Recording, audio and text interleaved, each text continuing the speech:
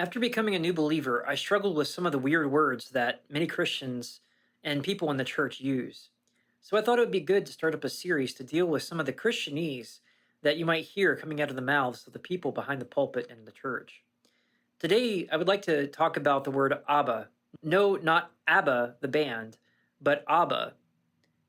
If you ever go to Jerusalem in the streets, you might hear the children running up to their fathers shouting, Abba, Abba. You might even hear your pastor reference God as Abba, since Jesus used this term in Mark's Gospel. Paul also used the term twice, once in Romans and the other in Galatians. But what does this word mean and where did it originate from? Some would say that the word Abba simply means father or daddy in English, and it has its roots in Aramaic and Hebrew languages. But the meaning of Abba is much more complex than just what we might take it for at the surface level. Let me explain. A pastor and author that I follow traveled to Tel Aviv many years ago, and he witnessed a rare personal moment between a Jewish father and his son.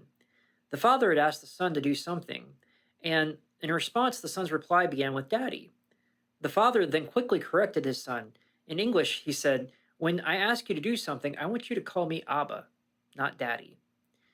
Hearing this, the pastor was surprised, and he noted three things that he observed that day.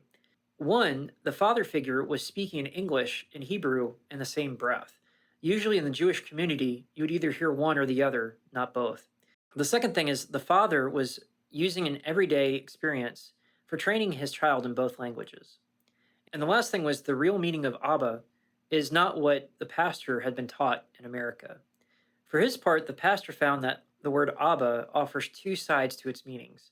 The first side being intimacy, one that comes from a child looking up to the father, like the informal word daddy. The second one is obedience. The father figure's request reflected some sort of authority, which was more like the formal word father. So Abba is not merely about intimacy, it's also about authority and the obedience part that we miss with equating it to just daddy. New Testament scholar Dr. Darrell Bach says this about the word Abba. Believers may address God with the endearing term Abba because he is our Father, yet we should never use this term in the spirit of unsavory familiarity, but with the full acknowledgement of his majesty. Another interesting thing about the word Abba is that it may also have some sort of association with a man who stood next to Jesus, as Pontius Pilate gave the Jews a choice between releasing one of the two. That man's name was Barabbas, which means son of the Father. According to early biblical scholar Origen and other commentators, the full name of Barabbas may have been Jesus Barabbas, since Jesus was a common first name at the time. If so, the crowd was presented with a choice between two persons with the same first name. So rather than using the first name Barabbas, they used his last name. Anyway, I found all of this interesting because I myself didn't know it, and I hope this has helped somebody else out learn that they can call God Abba through faith in Jesus Christ, his Son. Until next time, God bless you all.